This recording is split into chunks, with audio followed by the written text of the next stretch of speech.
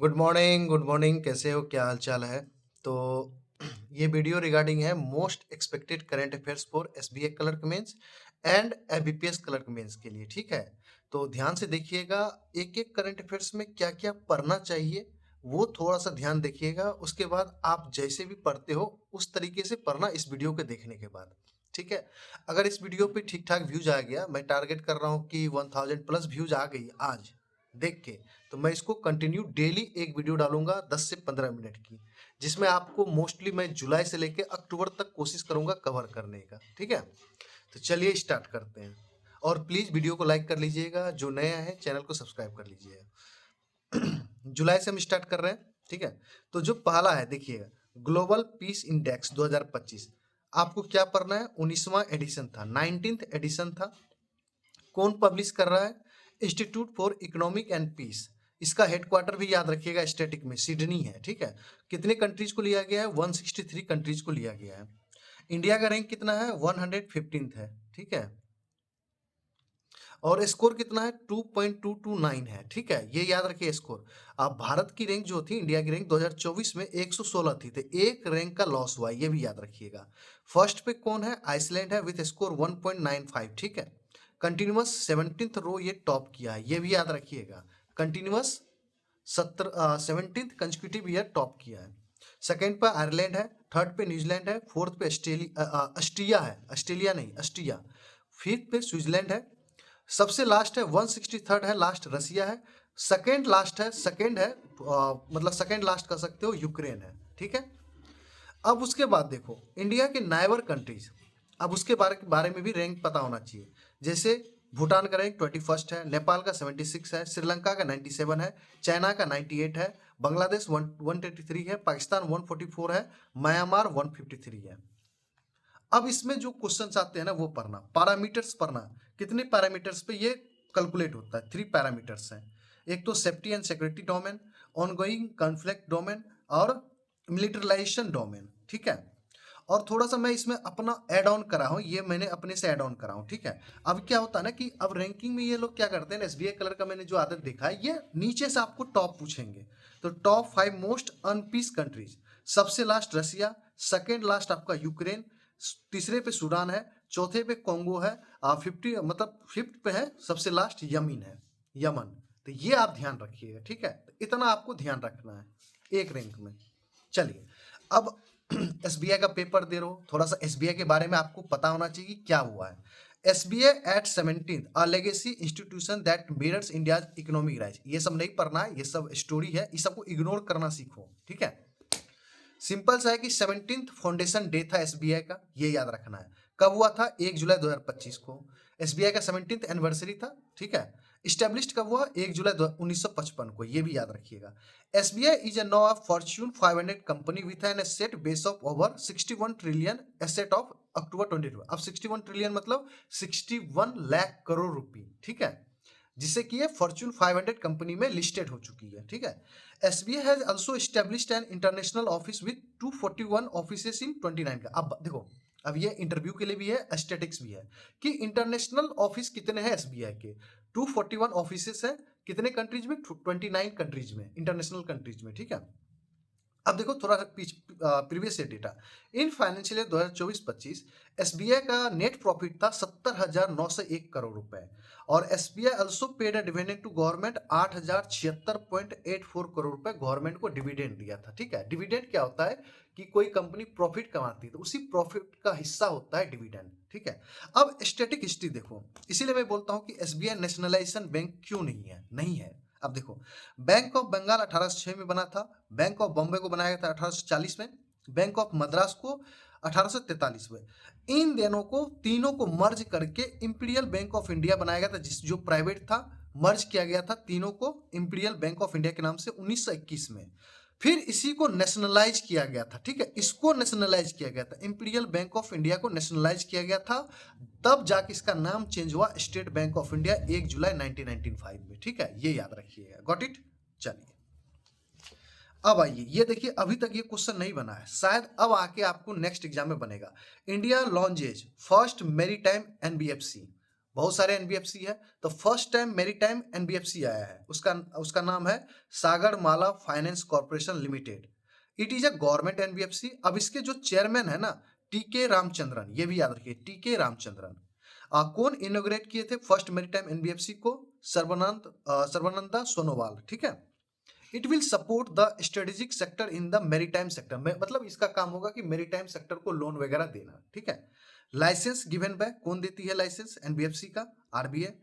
It is a mini Ratna category 1 CPSC, ये याद रखिएगा, मिनी रत्ना है। और कौन सी कैटेगरी? कैटेगरी 1, क्योंकि मिनी रत्ना में 2 कैटेगरी थी, कैटेगरी 1 कैटेगरी 2, तो ये कैटेगरी 1 की मिनी रत्ना है, ये भी ध्यान रखिएगा। किसके अंडर आता है ये एनबीएफसी? आएगा ministry of ports and shipping waterways. और ये फर्स्ट मेरीटाइम एनबीएफसी जो ये सागरमाला फाइनेंस कॉर्पोरेशन है, ये इसकी हेडक्वार्टर दिल्ली है। इतना आपको करना है, बस खत्म बात, ठीक है। ये हो गया। अब ये देखो, ये क्वेश्चन आपको पता है एसबीआई पीओ मेंस में भी पूछा था। National highway authority of India develop India का first wildlife corridor on Delhi Mumbai express. यही पूछा था कि इंडिया का फर्स्ट वाइल्ड लाइफ कॉरिडोर किसके बीच में? दिल्ली मुंबई एक्सप्रेसवे में, ठीक है। A 12 kilometre stage passing through the buffer zone of Ranthambore tiger reserve in Bundi Rajasthan. कहाँ पे है ये? Ranthambore tiger reserve in Bundi Rajasthan. अब ये भी देखो स्टैटिक्स है। आप लोग बोलते हो ना स्टैटिक्स, यही चीज आप में कमी है। आपको लगता है कोई अलग से स्टैटिक्स पर है, भाई करंट अफेयर्स पढ़ते हो ना, उसी में रहता है। अब ये पूछ लेगा कि एग्जाम में रणथंभौर टाइगर रिजर्व कहाँ है, आप पढ़े नहीं हो तो फिर कहोगे कि अरे यार स्टैटिक्स पूछ लिया, मुझे पता ही नहीं है। दिक्कत ये है। अब ये प्रोजेक्ट को कौन डेवलप किया? Wild life institute of India and ministry of environment and forest department, ठीक है। Wild life overpass each 500 metre, India's longest wild life underpass 1.2 kilometre है, ठीक है। ये हो गया। अब देखो, ये भी क्वेश्चन अभी तक नहीं पूछा गया, ठीक है। उत्तर प्रदेश का एक फॉसिल पार्क है जिसका नाम है Salkhan. Salkhan fossil park added to तो यूनेस्को का tentative list of world heritage site में ये टेंटेटिव किया गया, मतलब नॉमिनेट किया गया है। बट आपको याद रखना है, टेंटेटिव वगैरह को छोड़ दो, यूनेस्को की लिस्ट में अभी आपको ऐसे पूछेगा कि सलखन फॉसिल पार्क कहाँ है? उत्तर प्रदेश में, ठीक है। अल्सो अनो, इसको किस नाम से जाना जाता है? सोनभद्रा फॉसिल पार्क के नाम से जाना जाता है। कितने हेक्टर में है? 25 हेक्टेयर में है। इकोलॉजिकल कंटेक्स्ट क्या है? Situated Kaimore wild life sanctuary में ये सिचुएटेड है, ठीक है। और कितने एज है इसकी, मतलब कितने ईयर्स बिलियन से ये अभी है? Up to 1.4 billion years ago से है, ठीक है। ये ध्यान रखिएगा, ओके। अब और देखते हैं, जहां जहां मैंने रेड लगा रखा है उसका। अब ये देखो, इस टाइप के क्वेश्चन बन सकते हैं, क्योंकि फर्स्ट लगता है ना जिस करंट अफेयर में, वो वेरी वेरी इंपॉर्टेंट हो जाता है। इंडिया का first fully automated BESS factory opens इन कर्नाटका। अब बीईएसएस का फुल फॉर्म देख लीजिए, बैटरी एनर्जी स्टोरेज सिस्टम। किसके द्वारा इनोग्रेट किया गया है? प्रहलाद जोशी जी के द्वारा किया गया है। कैपेसिटी कितना है? 5 गीगावाट पर आवर्स। और inaugurated at Bidadi industrial area Bengaluru में, एक जगह बिदादी है वहां पे, ठीक है। टारगेट क्या है इंडिया का? Ambitious target of 500 gigawatt of non fossil fuel capacity by 2030। ये भी याद रखिएगा, ये इंपॉर्टेंट नहीं है, छोड़िए।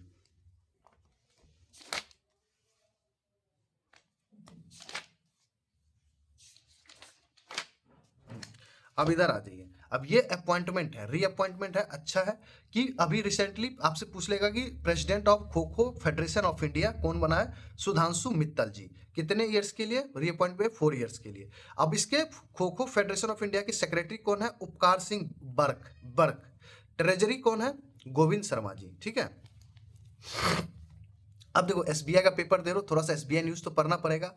SBI plans to solarise 4 million homes by financial year 2026-27, मतलब अगले फाइनेंशियल ईयर के लिए कितना टारगेट किया है? 4 मिलियन होम्स।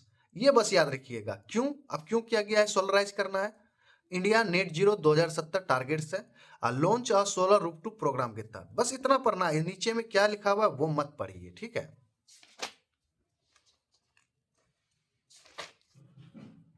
अब ये देखो, वेरी वेरी इंपॉर्टेंट है ये अपॉइंटमेंट्स वगैरह, तगड़ा अपॉइंटमेंट्स है, ध्यान से देखिएगा। New CEO of RBI, reserve bank of innovation hub. ये आरबीआई का आपको सब्सिडरी है, सब्सिडरी ऑफ आरबीआई। कब इस्टेब्लिशमेंट हुआ था? मार्च 2022 में। इसके जो न्यू सीईओ बने हैं, साहिल किनी बने हैं, साहिल किनी। को फाउंडर ऑफ सेतु के को फाउंडर रह चुके हैं साहिल किनी जी, ठीक है। किसको रिप्लेस करेंगे? राजेश बंसल को, ये याद रखिएगा। अब ये देखिए, ये भी एक बढ़िया अपॉइंटमेंट है। Sukanya Sonowal named Commonwealth youth piece ambassador, इसके बने हैं आपको एम्बेसडर, कॉमनवेल्थ यूथ पीस के एम्बेसडर कौन बने हैं? सुकन्या सोनोवाल। ये कहाँ से बिलोंग करती? असम से। और ये क्या है? 4th year B Tech student in bioscience at IIT Guwahati, ये भी याद रखिएगा, ठीक है। 2 ईयर्स के लिए बने हैं, 2025 से लेकर 2027 तक बने हैं, ठीक है। अब कॉमनवेल्थ क्या होता है? अब स्टडी पढ़िए। कॉमनवेल्थ देश को क्यों बोलते हैं कि ये कॉमनवेल्थ गेम होता है, ये होता है, क्यों बोला जाता है? Commonwealth it is a group of 56 countries का ग्रुप है। ये ऐसा बॉडी है जिस पर ब्रिटिशर्स ने शासन किया, वही इसी में शामिल होते हैं। और कॉमनवेल्थ का हेडक्वार्टर इंग्लैंड में, ठीक है। अब देखो, अब SBI का पेपर दे रहा हूं मैं, बार बार कर रहा हूं। SBI ने अनवेल किया है 2 ग्लोबल ट्रेड फाइनेंस सेंटर। आपसे ऐसे क्वेश्चन पूछते हैं कि रिसेंटली SBI ने 2 global trade finance centre open किए, कहाँ किए हैं? तो आपको याद रखना है, कलकत्ता में, हैदराबाद में। अब इसका काम क्या होगा? The centre aims to enhance the bank's trade finance capabilities by sterling domestic and international trade transaction. मतलब ये इंटरनेशनल ट्रांजेक्शन के लिए बनाया गया है, ठीक है।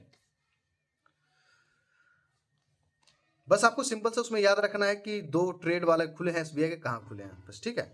अब देखो, ये Gujarat becomes 3rd state with over 1 crore stock market investors, ठीक है। फर्स्ट पे कौन है? Maharashtra, second Uttar Pradesh. Latest data release by national stock exchange, ठीक है, ये याद रखिएगा। अब ये डेटा देखो, ये वाला आपको थोड़ा बहुत पढ़ना पड़ेगा। देखो, ये आप आगे भी Q3 में भी पढ़ेंगे, बट वहां पे भी चेंज नहीं हुआ है। सिंपल सा मैं बता देता हूं, ये याद कर लीजिएगा। Ministry of finance keeps interest rate on small saving scheme unchanged for Q3 financial 2025-26। But Q3 के लिए भी आपको अनचेंज हो चुका है, ठीक है, टेंशन मत लीजिएगा। It is a government scheme and available in post office. और ये 6th लिखा हुआ है ना, 3rd क्वार्टर में जब हुआ था वो 7th कंसेक्यूटिव क्वार्टर में हो गया है। No revision in small saving scheme में। अब आपको याद है क्या क्या पढ़ना है। पोस्ट ऑफिस सेविंग डिपॉजिट कितना है? 4%। किसान विकास पत्रा का कितना है? 7.5% है। लॉक इन पीरियड होता है 3 मंथ्स, मतलब ये फ्री पीरियड होता है 30 मंथ्स के बाद ही निकाल सकते हैं। मतलब इसमें अगर जमा कर रहे हो तो आप 30 मंथ से पहले नहीं निकाल सकते हो। और मैच्योर कितना में होना? 115 मंथ्स में। सुकन्या समृद्धि योजना और सीनियर सिटीजन सेविंग स्कीम का दोनों का इंटरेस्ट रेट सेम होता है, 8.2% होता है, ये याद रखिएगा। नेशनल सेविंग सर्टिफिकेट 7.7% है। Post office monthly income scheme 7.4% है। महिला सम्मान सेविंग सर्टिफिकेट 7.5% है, ये याद रखिएगा, ठीक है। चलो, अब आओ मैसरेक बैंक। ये ध्यान से सुनना, इसमें भी फर्स्ट लगा हुआ है। Mashreq bank becomes the first UAE bank to receive approval for international banking unit in GIFT City Gujarat, ठीक है। मतलब ये अपना, मतलब गिफ्ट सिटी में UAE का पहला बैंक कौन खोलेगा अपना? वो मैसरेक बैंक होगा, ठीक है, ये याद रखिएगा।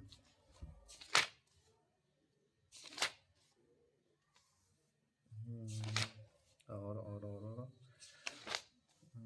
किधर है, नहीं मिल रहा। ये अब ये देखो, ये भी बढ़िया क्वेश्चन है।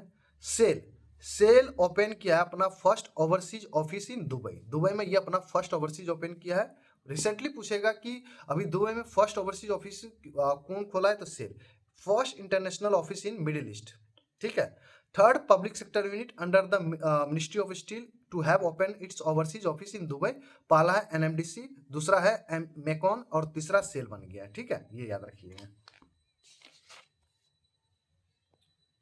और देख लेते हैं आप लोग के लिए इंपॉर्टेंट। ये देखो, ये क्वेश्चन आपको अभी रिसेंटली NSCL में भी पूछा गया था।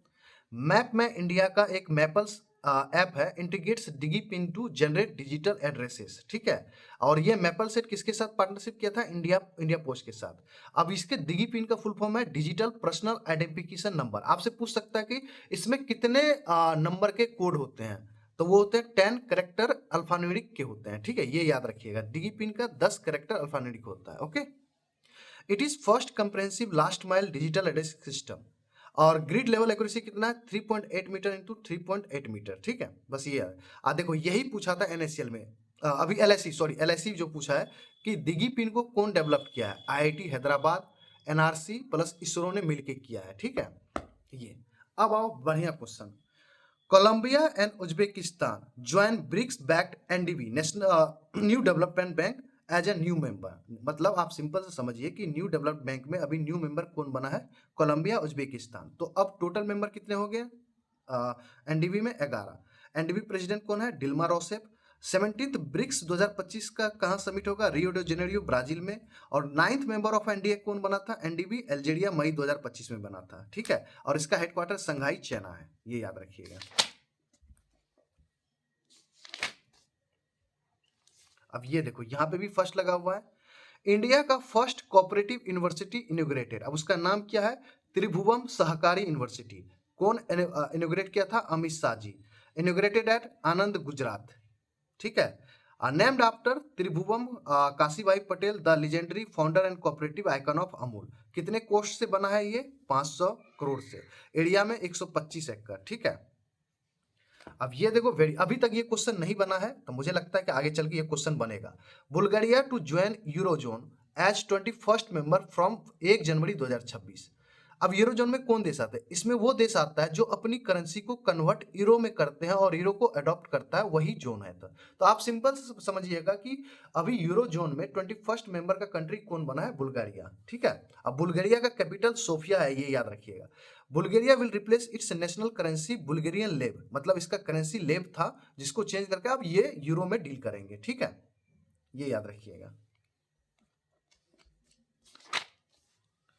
अब देखो ये भी क्वेश्चन आपसे पूछा गया अभी रिसेंटली में एबीपीएस पीओ में शायद। Time 100 creator release 2025 time magazine release करती है। फर्स्ट एडिशन था, टोटल कंट्रीज 15 थी। कैटेगरी 5 में बांटा गया, Titan category, leader category, entertainer, phenomena category. But India का एक ही था, प्राजक्ता कोहली। प्राजक्ता कोहली, कोहली नहीं, Prajakta Koli has become the only Indian to feature in the list. कौन सी कैटेगरी में? इंटरटेनमेंट कैटेगरी में, ठीक है। ये याद रखिएगा, इंटरटेनमेंट कैटेगरी में, ठीक है।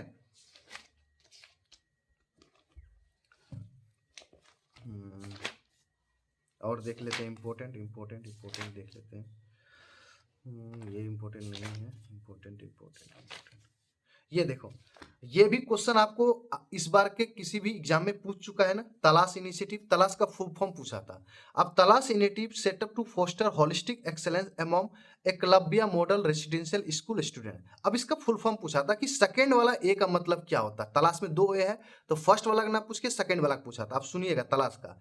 टी का मतलब ट्रैवल, ए का मतलब एप्टीट्यूड, एल का मतलब लाइफ स्किल, ए का लाइफ स्किल एंड ए का इस तलाश का ऐसे रखिए, tribal aptitude, life skill and self esteem hub है इसका, ठीक है। ये पहला यही पूछा था, सॉरी फॉर दैट। अब ये कौन लॉन्च किया था? अच्छा ऐसे ये नहीं पूछा था, सॉरी सॉरी। इसने पूछा था कि तलाश इनिशिएटिव कौन लॉन्च किया था।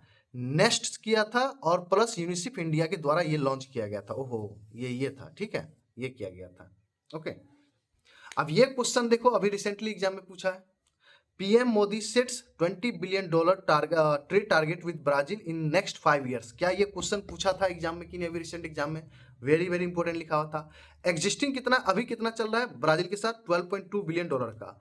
Fourth visit from for Brazil. ये पीएम मोदी का 4th विजिट था जब से वो पीएम बने हैं, ठीक है।